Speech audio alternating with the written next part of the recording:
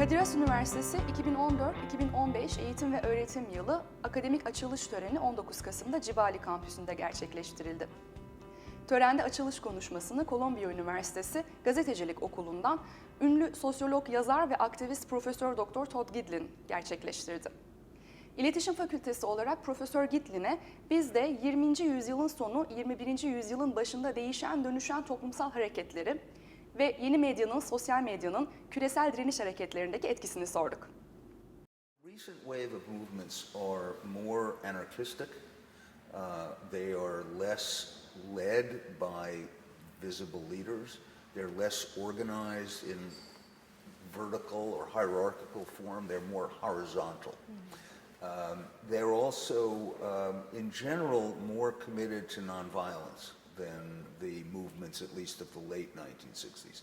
The 1960s movements began as nonviolent movements, but because I think largely because of the unstoppable appearance of the Vietnam War, violence became part of the ethos. But I think today's city movements, Occupy movements, have a nonviolent spirit, and that is very good. What they don't have is an idea about organization that can sustain them. They're not really, the Occupy movements in general are not prepared to govern.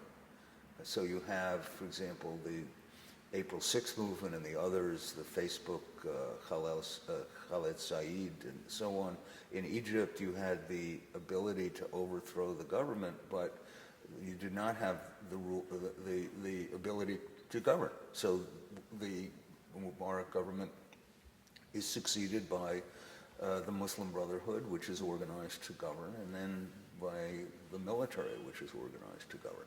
So there's a problem in the contemporary movements of moving from opposition and protest to a kind of maturation into a governing force. Now, this is not a new problem. I mean, it's quite traditional in the history of popular uprisings that it's in some ways easier to demonstrate opposition than it is to actually create a more just, a more egalitarian, a more democratic regime. So I don't mean to say that these are brand new problems.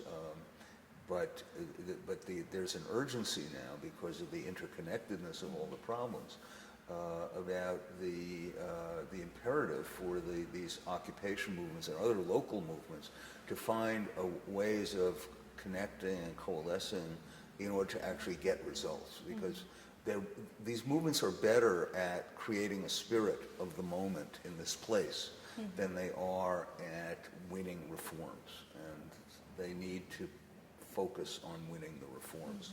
Social media can bring people to a park. They can't bring people into an enduring organization.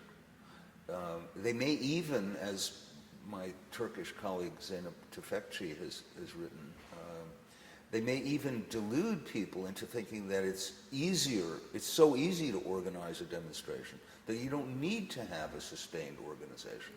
So one press here to, click here to change the world means I don't have to do all kinds of other things to change the world. So there's a kind of spike of excitement which is followed by a sense of defeat. What is not yet worked out, but I think many people recognize the need to think to the next stage, is how do you capture the energy of the initial contact, much of which comes through social media. How does that metamorphose? How does that transform into enduring relationships? Because movements are about relationships, and it can't all be done online. It has to be done. Movements are built on trust. You cannot possibly trust adequately people who exist as pixels on screens. You can't. You need. A social movement is a social body. It's a social life, so there's no technological substitute. There's no quick fix. One thing we know, we saw at Gezi Park, we also saw it in Egypt, we've seen it in other places, is that the social media are good at filling a space when that it's filling a media space when the media space is dominated by autocratic forces, by censors, so that certain word can get out.